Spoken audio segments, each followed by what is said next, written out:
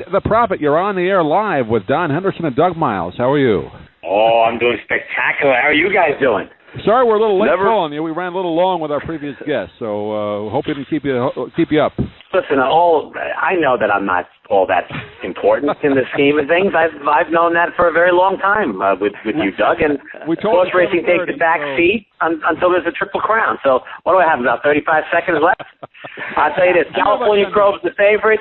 He's not going to win. All right, good night, guys. Take care. All right, thanks, Pete. I know you don't think he's going to win. We've emailed a little bit back and forth. You don't have a lot of confidence in it, huh? I'm going off of my theory about racing gods, and only the greats have been able to go on, even when Real Quiet had a 4-length lead, turning for home in the stretch, and get run down by a nose.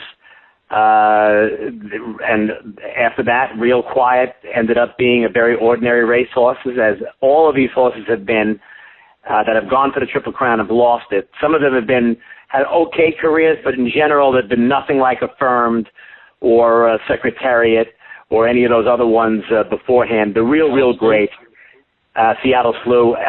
It's very hard. I mean, everyone that's gone into it looks like they're a mortal lock, because when they go into the Preakness, they run against a very weak field. They blow apart that field. But remember this: out of the last eight Belmont's winners have all been horses that have skipped the Preakness and have gone in as fresh horses, and that's what ends up happening. That, as well as it's a jockey's race, and a couple of these races have been lost by jockeys who panic, move too early, and it's happened even to Kent DeSormo when he rode Real Quiet. It's jockeys, when Stuart Elliott was on Smarty Jones, they made him move faster. They're going to, a foreign jockey is coming into Belmont Park. They're going to try to do whatever it can to box him in, to make him move early, to make him feel as uncomfortable as possible. That all being said, I will say one thing. The workout that California Chrome had the other day was brilliant, which makes you think he's really sitting on something big. A lot of fresh horses out there ready to roll. And if you don't know, California Chrome signed a deal with Skechers. I don't know if you knew that. I heard that. And yes, so Skechers' name will be all over the horse, and that's a perfect fit, I think. Well, let me ask you this. Is his jockey the perfect fit? You're talking about it being a jockey's race, and it absolutely is, as to how you rate the horse. How do you like his jockey? I love his jockey. They are 6 for 6 together, as well as when they put the breathing strip, the nasal strip on, and as well as they change the shoes on the horse. All three things happen at the same time. 6 for 6 jockey's brilliant. His last race was absolutely a jockey's race, and he was brilliant. He had to move earlier than he wanted to, and so in that respect, he's got everything perfect in that way. But I remember when he controlled California Chrome in the first quarter mile to get him out of that split in the middle of the track, to get him outside, and he did the same thing in the Preakness. He made his move just at the right time to split in and get to the outside. So when you say it's a jockey's race, you got to sort of like the way his jockey rides him. I have. That's actually the one thing about this race that I'm not all that concerned about. But even the great ones, and Kent DeSormo is a great jockey. Sometimes you're 3/8 of a mile from history, and Kent DeSormo pulled the trigger too fast, drew off by 4, and got run down by a nose at the wire. Right. So I don't expect this one to do quite that, but then again, no one expected Kent DeSormo to do that either. So I'm not saying that he's not going to be, I mean, I think he's going to put him in the perfect situation, but everyone knows Jerry Bailey, and when Jerry Bailey went out to ride Cigar to go for the record out in Del Mar, I was there that day, and every jockey pushed that horse, made him do things he didn't want to do, and he ended up running second. So you could even have a great jockey, but the other jockeys are definitely trying to run and to stop history. Doug? Pete the Prophet joining us. He'll be at the race next week. Pete graciously taking the press pass that I got, but I just couldn't get up there, Pete. Way too expensive. So thank you for filling in for me next week. Oh, Doug, it's my pleasure to go there. I think Wednesday I'll walk in there and I'll go to the post position draw, and I'll I'll throw your name around, and I know they're all going to be very crushed that Doug Miles is not going to be there. But you know what, Doug? I will hold on, and I will do whatever I can. Bring me back our days of the Sun Radio Network. when you cover the races, and but act appropriately, Pete. You're representing a very important show here. Doug, I'm representing the king of the YouTube videos over there, Doug Miles. I will make sure I do the right thing. I just want just in case anyone believes in this stuff. I don't know if any of you guys know who the actual horse whisperer is, Buck Brenneman, but he does pick. He's been watching the race. He says Commandy Curve, the horse who ran second in the Derby, is definitely going to win the race. He thought his stride was getting bigger at the wire against California Chrome in the Derby, and that he's going to run right by him. So that's another tip. I got a million of them. What is your personal choice? My personal choice is Wicked Strong.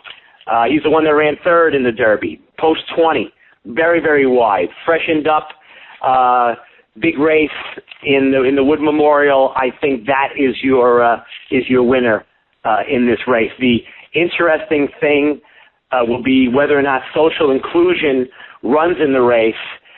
Social Inclusion was the one that ran in the Preakness, was supposed to go to the lead, unbelievably decided to rate off the pace, and they put a 33 workout into him the other day. If he does run in the race, they haven't decided. They're going to decide sometime today or tomorrow. He's going right for the lead. And the Belmont Stakes, even though a mile and a half, horses have gone wire to wire because you can really set your own fractions. You're free and easy. He could be a little loose in the lead, but I still think it's going to be a nice race for Wicked Strong. Pete, everybody keeps saying horse racing needs a Triple Crown winner, and of course for these 5-6 weeks where people that don't normally watch races do watch them on TV, let's say he does win it. Does it really do anything for the sport of horse racing? Does it get absolutely nothing back? I don't absolutely think so nothing. No, it brings in it'll bring a little bit of a run. The great thing about these people are the people behind this horse. They the regular people. They want to run the horse again next year. But you know how hard it is to keep a horse on track, and so he'll get, if he can continue on, he'll get some actual action when it comes to people coming out to the tracks and stuff. But it's not the days of secretariat and affirmed. You know, those days are long gone, and they're simply not coming back. It's just a different game entirely, and even a Triple Crown winner won't bring any change in the long-term view of horse racing. Well, the problem is that in most cases, you know, with all the casinos and all the people that are involved in betting, they don't want to spend that much time. They don't want to have to read the racing form. They want to be able to go to the roulette table, put down their money, or the crap table, and have everything over in 10 seconds. They don't want to wait at the racetrack all day. Well, that's just it. You get in an hour, you get two races in an hour if you're just playing live horse racing, and even if you sit down at a blackjack table, you're getting 30 hands in an hour, let's say, maybe more, and therefore you're actually getting action, and that's why slots are so popular, because your mind is constantly in it. I love the game because of the challenge of the mind of it, and all the handicapping, and I've always loved that part of it. It's different than gambling if you know exactly try to get the odds a little bit in your favor. But in nowadays, when you can do things online, I mean, listen, horse racing wouldn't even be alive now if it wasn't for simulcasting. The fact that you can bet other races and make it somewhat somewhat you can enjoy yourself while you're at the track, because you have 6 or 7 tracks running at the same time. You can make some wages, but it just doesn't have the cachet that the other play does, and it's quite frankly very, very boring. Especially if you're just a general fan coming in, and I used to be able to get the daily racing form, and even if you didn't really know much about racing or the Telegraph, you could at least take a little time and diagnose what was going on. But with the cutback in publications, just like everything else, you really got to be a fan and able to read what's happening if you're going to make legitimate bets. Yeah, you really do, and that's the one thing that if you still go to the track nowadays, other than some of the tracks like Saratoga and especially Del Mar, where they have a generally younger crowd. In general, it's still an old man's game. There has not been much of a, when I was growing up in the 70s, there were a lot of younger people that were going, and now I'm one of the older people, and there's really no young blood that comes into the game. Part of it is, the people that run the tracks think that music concerts and giveaways bring people, but they bring people for the day only. And unless you teach them the glory of horse racing, and it's not for everybody, but if you enjoy that challenge of the mind, and maybe you'll have a fan for life that'll enjoy it and just won't come out for one day a week. That'll actually come out and really get into the game itself and pass it on. But other than that, if they're not going to teach people how to wager, how to handicap, how to even to be an owner. I mean, Doug, you and I have talked about this. I mean, I've wanted to be an owner for a while, and it's impossible to get information from, let's say, where I am here, the New York Racing Association, as to how to become an owner, exactly what you have to do. I mean, how do you pick a trainer? How do you get the license?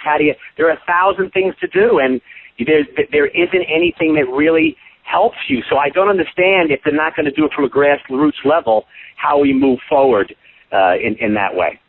Well, you were owner of a quarter horse, weren't you, for a while? No, actually, I was a quarter. That's very good, Doug. But I was a quarter owner of a horse, not right. Mostly. No. I mean, that's usually what happens. I know you don't listen that often, but no, I was a quarter owner of a particular horse, and actually, literally owned like the tail of another one. I owned like 2% of another one, and I loved it. It's very expensive, which is why it's great to get into these syndicates where you can spread out the cost and for a little bit of money. Because, this game is not about money. People that are in it, it really is not about making money. I mean, some people can do it, and the great claiming trainers can do it. They claim horses, they run them back, they don't care if they lose them. But for someone like me who got into it, winning and being 1/20th owner, if you were just part of anything and getting in a winner's circle photo, or, it's yours. And that is the glory of the game, and that's the beauty of syndicates, which, again, they're very hard to find, and sometimes they're hard to trust the people that are running them. There's a lot that's missing there, but owning it was one of the great thrills, and I hope to get back into it again. But that's the beauty, is really the story behind, the impossible story behind California Chrome. The two guys that that own the horse, the trainer who trains the horse. I mean, the whole story from top to bottom is a movie maker. It is. It's a great story. Old timers. The one gentleman in particular who was not at the Preakness, very quiet sort of man and right. and brilliant man, and I don't know if you guys saw the Preakness telecast where basically they slammed Churchill Downs right. for something to do with the mother of one of the owners and how she was treated. That's why he wouldn't go to the Preakness. That's why he wouldn't go to the Preakness, because he said, if anybody's going to treat us that way at Churchill Downs, there's no way we're going to the Preakness, and he didn't go. And he didn't go, right. And I'm assuming, I'm hoping, I have not heard whether or not he's going to show up. I mean, I would assume that he will show up for this this race. But they're really, really good, genuine people. And I don't know if you guys remember when Funny Side ran, and they had the 20 or 30 people taking a yellow bus from upstate New York, and right. They were fun people. And it's these stories, the stories behind, when a big owner has a horse running in the race, the Arabs or the big stables from Kentucky, it's not a big deal. When someone like this comes along for a bargain basement price, it reminds you of the days of Seattle Slew, when for $1 and a dream, you end up getting one of the greatest horses and then one of the greatest sires of all time. And don't forget the kind of money these people tossed aside when Californian Chrome, they could have sold this horse or like half interest for $6-7 million, and they decided to go for it all. And the horse right. that's ran against them in the Preakness, Social Inclusion, after winning a big race at Gulfstream and completely destroying his field, beating Honor Code, who was a leading 3-year-old going into these races by 10 lengths, looked like he was anything. They turned down unspecified offers, but between $6 and $9 million. and now social inclusion looks like all he is a miler, a shorter horse, probably blew the only chance he gets to get that, and that's usually what happens. These guys roll the dice and they have themselves a champion and going for the big one. And for me, I'm very mixed. I want the horse to win because I want the thunder. I want that feeling, and at the same time, I really don't want anyone else in there unless he's a great horse. And this is a nice horse, but he's not. The great ones will run great times. They win impressively. I mean, this horse, there are 11, probably 11 horses are going to run against him. He's scaring nobody off. So from a traditionalist point of view, I kind of don't want him to win, but it's going to make for a great day, and then leading right in to the ranges. So it's a great day all the way around.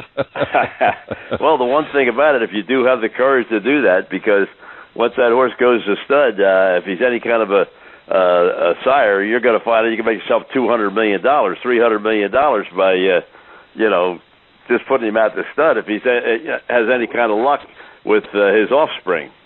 Well, the beauty of that is they sell it right away. Between $60 and $100 million they'll get for that, and then the people that are standing him will end up, charging all the money and making the money back on that and making more money. So these guys roll the dice and they've got themselves a tenfold hit, and the horse still isn't done running. But most of the times when these things happen, these horses go south fast. There's a long list, and there are very few horses like this or Seattle Sluin. There's no saying that this horse might run this race and then kind of not run again. This horse has run 6 very tough races in a very short period of time, and it takes its toll. No one thought Seattle Slew, after he won the Belmont, he'd just walk out to California and he'd win a race out there, and the horse got drilled because eventually you get tired. And Big Sandy, as they call Belmont Park, it's a different racetrack,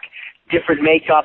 Everything is very different there. So it's going to be that's what makes the Triple Crown great, and I hope they keep it at the 5 weeks and they don't move it around like they're talking about. They have to keep it. They can't. The tradition. It's not the Triple Crown. If you move the time spreads apart, and I was surprised to hear you say that, because I would think, maybe as much as they're going to be the horse of the year and that type of thing. If you win the Triple Crown, I don't think you race the horse again. I think you take the horse right out and put him in the barn. Yeah. That's probably, if that's run by anybody else, they would absolutely do that. These people are in it, as you have already tell. They put their money where their mouth is. They wanted to run them. They didn't want to sell them, and they're saying that they're going to run them the rest of this year, and they're going to give them a nice long rest after this. They'll run them in a couple of races for the Breeders' Cup, and they're bringing them back next year. Now, I've heard that 100 times, and these horses are fragile. They get hurt, and anything can happen, and they just go off form. Horses like Cigar, who stayed in form for 16, 17 races in a row, and then eventually it wears them down. And 16, 17 in a row is something extraordinary. So did Kelso, but he wasn't worth anything. Right, exactly. And the Gelding, they couldn't do anything with him except race him. That's it. All they could do is race them. And think about those days back then when those horses would run. They'd run the Derby. They'd run a race before the Jersey Derby used to be run before the Preakness. They ran in that race and then ran in the Preakness and then ran in the Belmont. So they constantly were running horses, and that's part of what's. The horses were more sturdy back then. It's a very, very different lot. It's very hard to imagine you'll ever see, a real great horse that sticks around, that grabs the imagination, that can run as fast as Secretariat or Affirmed or any of those days. Those days have been gone. We've had some great horses, but they're around very, very briefly. So it's unfortunate. Doug, when we were growing up in the 70s, we were in the heyday of horse racing, and whoever knew it? Spectacular Bid, all these horses, all these greats, Ruffian, and slowly but surely, you look around, it's 2014, you realize boy, I really haven't seen a great one that could stick around. Well, Pete, you're going to be covering the race Saturday, and we'll talk to you next Monday night, provided the parties are over by then. But you'll be around. Join us. I hope they are, but I believe next Monday night's a Ranger game, so let's make sure we get that call in early. We'll okay, get it before the game. Thanks, Pete. All right, and before you go, you better give us that winner once again for people that didn't have a pencil and paper in front of them. It is wicked strong, and my last words to you will be very simple, and they are: